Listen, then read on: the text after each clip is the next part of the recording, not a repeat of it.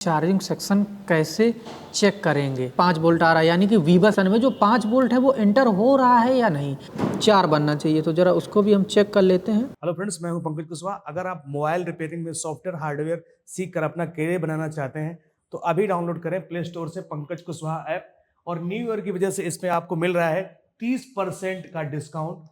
तो लिंक है डिस्क्रिप्शन में, जाके एक बार चेक करिए और ऐप डाउनलोड करिए। हेलो दोस्तों, तो आज हम आपको बताने वाले हैं किसी भी फ़ोन का हम चार्जिंग सेक्शन कैसे चेक करेंगे। विदाउट सर्किट डायग्राम के लगभग हम कंफर्म हो जाएंगे कि हमारी प्रॉब्लम कहाँ से है। कई लोगों को दिक्कत आती है कि वो प्रॉब्लम ही नहीं ढूंढ पाते हैं कि कहाँ से दिक्कत आती है। ठीक है, तो अभी देखिए यहाँ पे हमने एक चार्जर लगा रखा है। इसमें देखिए हम चार्जर लगाएंगे नीचे। ठीक, यहाँ से ये हमारा B2B पत्ता है जिससे हमारी चार्जिंग ऊपर आएगी। तो एक बार आपको यहाँ पे चेक कर लेना है कि आपका यहाँ पे वोल्टेज आ रहा कि नहीं आ रहा। ठीक है, तो यहाँ पे देखिए ये 5 वोल्ट आ रहा है यानी कि वीबस की सप्लाई जो हमारी 5 यानी कि मेन बोर्ड में, सब बोर्ड से मेन बोर्ड में आ रही है। ठीक है, ये हमारी 5 वोल्ट की सप्लाई हो गई। ठीक, अब यहाँ से हम चेक करते हैं कि हमारे जो चार्जिंग IC होती है। ठीक है, अगर आप चार्जिंग IC किसी भी फ़ोन की नहीं पहचान पा रहे हैं तो आपके पास बोर्नियो भी नहीं है तो आप गूगल कर सकते हैं, उसका मॉडल नंबर लिख के आगे चार्जिंग IC लिख सकते हैं। ठीक है, तो वहाँ पे आपको उसकी चार्जिंग IC की फ़ोटो या इमेज वगैरह आप देख सकते हैं। ठीक है, तो जैसे यहाँ पे इस फ़ोन का चार्जिंग सेक्शन यहाँ पे है, तो अब हम यहाँ पे ये कंफर्म नहीं है कि हमारी कौन सी चार्जिंग IC है, कौन सी VPH कॉइल है, क्या है। तो इतना तो हम चेक कर सकते हैं कि हमारा इनपुट वोल्टेज वीबस का वोल्टेज होगा और जो आउटपुट वोल्टेज होगा वो हमारा VPH का वोल्टेज होगा। तो सबसे पहले हम अपना इनपुट वोल्टेज चेक करते हैं। तो इनपुट कितना होगा, 5.2 या 5 वोल्ट के लगभग होगा।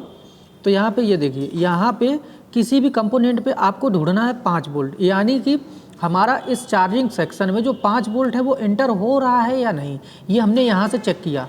यानी कि हमारा यहाँ पे 5 वोल्ट एंटर हो रहा है, यानी कि हमारा चार्जिंग IC के पास तक वोल्टेज आ रहा है, वहाँ से यहाँ तक आ रहा है।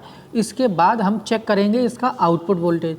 तो अब देखिए यहाँ पे बीच में एक ये IC लगी हुई है। ठीक है, अब यहाँ पे आपकी किसी भी फ़ोन में चार्जिंग IC बड़ी भी हो सकती है, छोटी भी हो सकती है। ठीक है, इसका हम आउटपुट वोल्टेज चेक करें। आउटपुट हमारा कितना निकलेगा, 3.7 से 4.2, वो VPH और VBAT दोनों वोल्टेज निकलते हैं। ठीक है, तो उसके लिए हमको चार्जिंग IC के इस तरफ वाले कंपोनेंटों को चेक करना पड़ेगा, बाद वाले कंपोनेंटों को। ठीक है, तो यहाँ पे चेक करते हैं हम।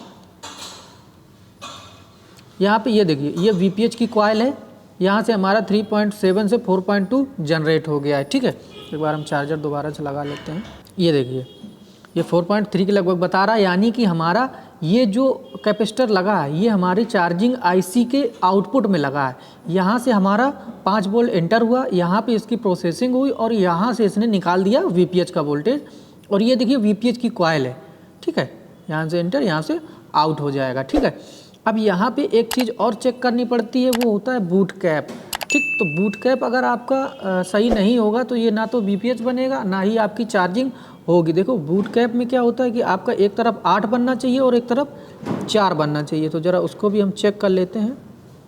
ये देखिए, एक तरफ 8 बन रहा है और एक तरफ लगभग 4 बन रहा है। ठीक है, तो ये होता है आपका बूट कैप और ये आपको सब फ़ोनों में मिलेगा, कोई भी आपके पास फ़ोन हो उसमें मिलेगा ही मिलेगा।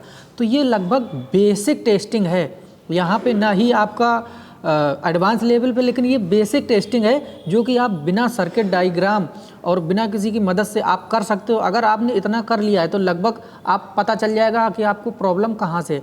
जैसे यहाँ पे हमारा इनपुट हो रहा है, अगर अब आउटपुट नहीं बना है, ठीक है, अगर आउटपुट ये 3.6 बन रहा है जो 3.7 के लगभग, ये नहीं बनेगा तो या तो ये IC में दिक्कत होगी या तो इस चार्जिंग की VPH लाइन में कहीं शॉर्टिंग होगी या तो VBAT में शॉर्टिंग होगी। ठीक है, तो इस तरीके से हम अपना चार्जिंग सेक्शन चेक कर सकते हैं वो किसी भी फ़ोन का।